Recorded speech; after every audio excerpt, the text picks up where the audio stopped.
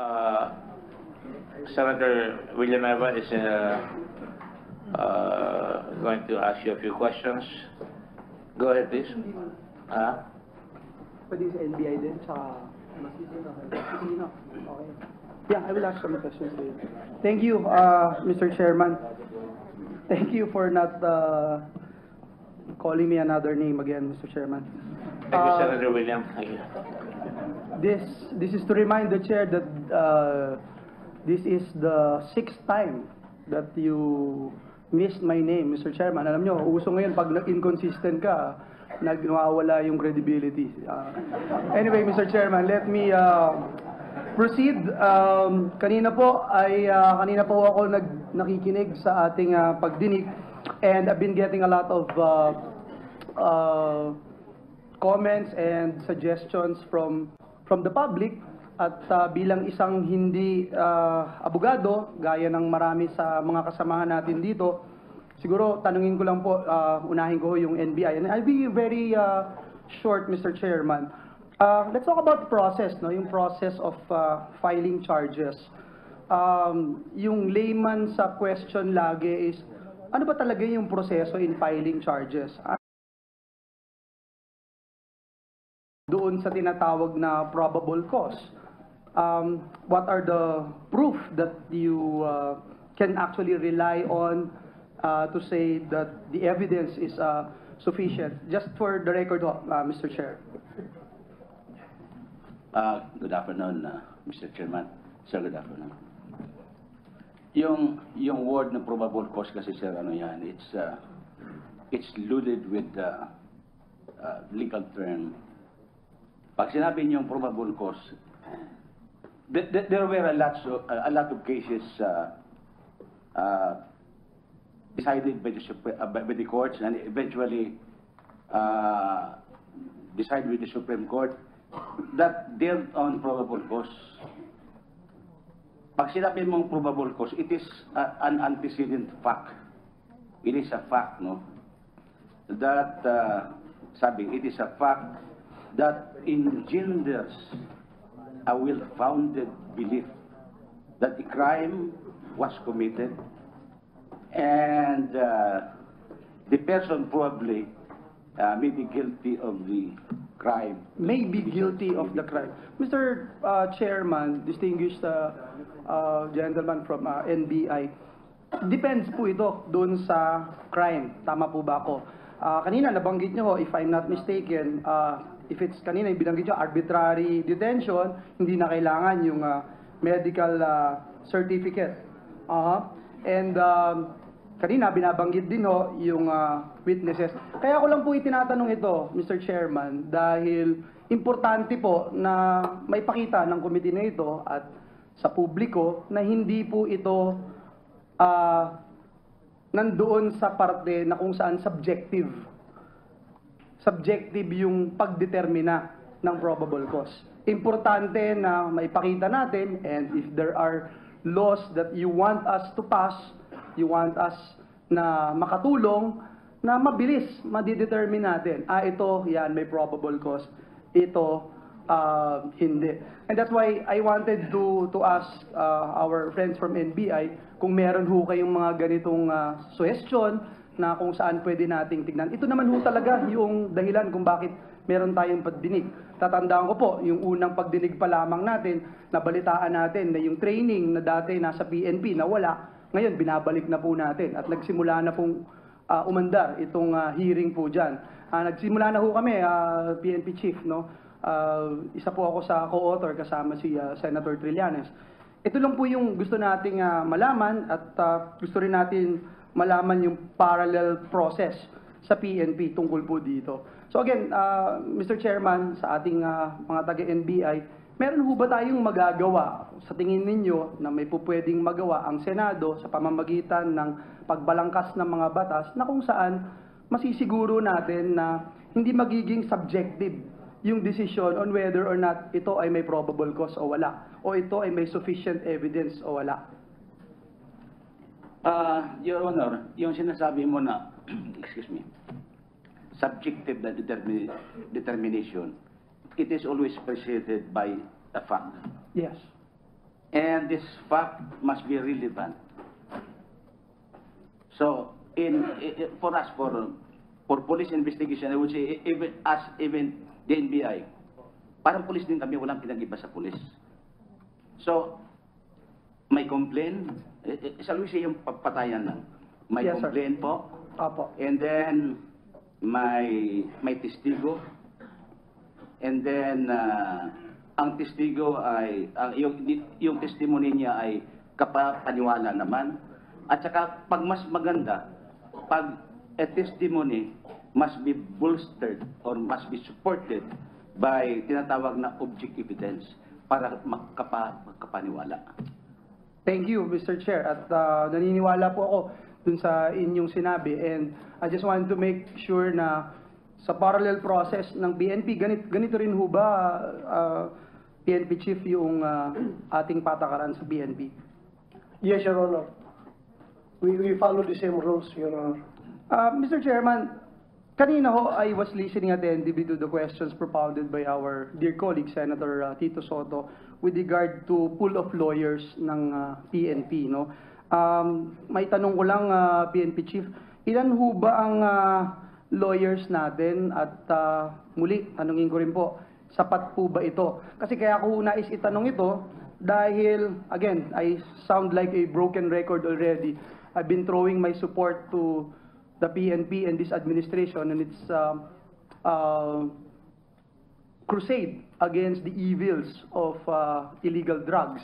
And uulitin ko po, bagamat fully supporting ako doon sa inyong krusada para labanan ng illegal na droga, yung babanggitin ko ulit, at lagi ko rin ho itong binabanggit, dapat kapantay din o yung magnitude ng krusada natin against illegal drugs, ganun din doon sa tawag na vigilante killings. So balikan ko ho yung tanong ko, ilan po ba ang lawyers natin sa PNP?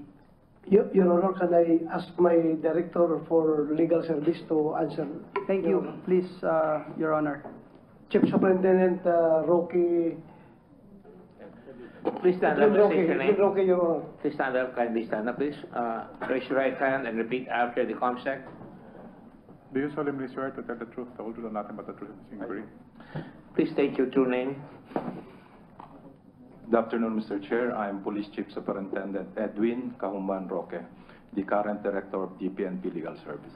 Thank you. Go ahead. Thank you, Mr. Chairman. Again, to repeat my question, sir, ilan hong lawyer meron tayo sa kapulisan natin? Sapagkat kanina nga binabanggit po natin, no, kayo yung kapulisan natin nandun ng nasa in the line of fire, kumbaga, dahil dito sa programa na ipinapatupad natin para labanan itong illegal drug.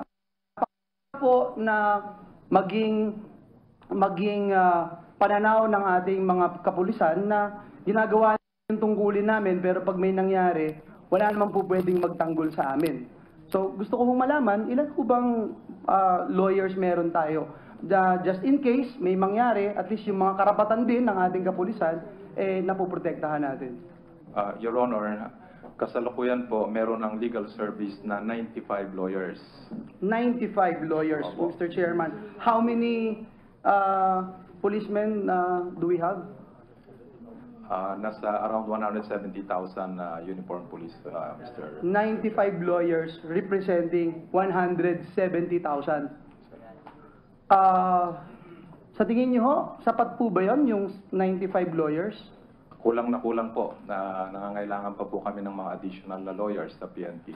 Hindi lang po kulang, Mr. Chairman. Kulang na kulang. May I know how much budget are you asking for the next year para ho dito sa mga lawyers natin? Madadagdagan po ba next year? Doon po sa aming request from the PNP Legal Service, immediately nag-request po kami ng additional na 100 lawyers. Additional 100. So that would mean kung maaprubahan yung budget, there will be 195 lawyers by next year. Yes, sir. So halos doble, more than double, Mr. Yes, sir. Chairman. Yes, sir. Yung pong, kung if you have 195 lawyers servicing, siyempre tataas din po itong denominator natin, itong 170,000. Am I correct? Yes, sir. So again, would that be enough para sa ating mga kapulisan? That would be a remedial measure, sir. But in the whole picture, ang amin pong request ay madagdagan po yung mga lawyers natin hanggang 300. Pero ito po ay magiging staggered na po over the years. You're saying, sir, that if we reach 300 lawyers, that would probably be enough. Yes, sir. If we have 300 lawyers, ano yung ratio nito dito sa 100? Kung ilan man yung magiging denominator natin by next year, because you're saying at this time it's about 170,000. So that would be 300 lawyers for the 170,000 PNP personnel.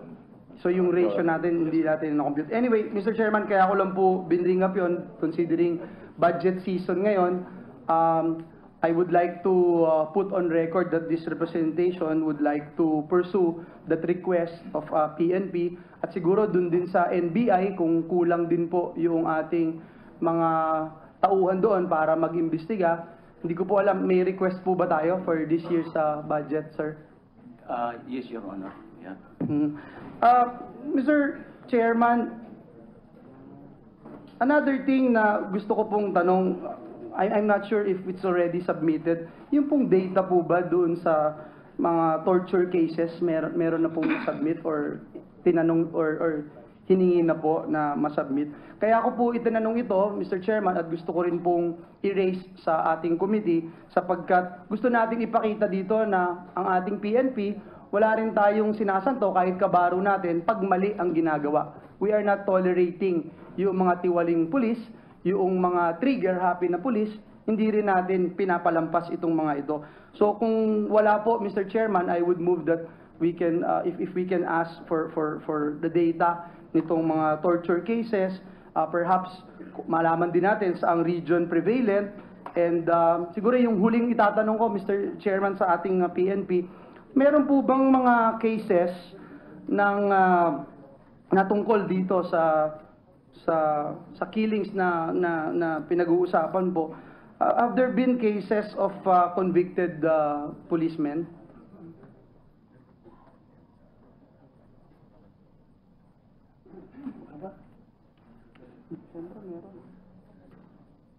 Your Honor, in our work on drugs, cases like that, Your Honor, are still ongoing. But in the past, meron na po. Meron na, Your Sure, Honor. meron po. Meron na, Your Honor. So again, gusto ko lang pong i-raise sa itong concern na ito dito sa ating committee na pag may kinasuhan din at merong ebidensya, hindi lang may probable cause, sufficient yung ebidensya, nako-convict din po. Yes, Your Honor. Mr. Chair. Thank you. Mr. Chairman, one last po sana kay sa ating witness SPO3 Las Cañas. Sir, Yes, Your Honor. kanina po, paulit-ulit tinatanong po sa inyo na kung close ba kayo o hindi kay dating mayor at ngayon Pangulong Digong Duterte. For the record ulit, gusto kong itanong sa inyo, nautusan ho ba kayo ni Mayor Digong noon during that time na pumatay o may patayin? Never po. Never. Kung inutusan po kayo, SPO3 Las Cañas, kung inutusan po kayo, susunod po ba kayo? Hindi po. Nung pong narinig nyo yung mga binanggit ni Matubato dito sa pagdinig, gusto kong malaman, anong naramdaman ninyo nung marinig po ninyo yun? Sa umpisa po, lang masama loob ko. Sa umpisa, so ngayon hindi na masama loob nyo?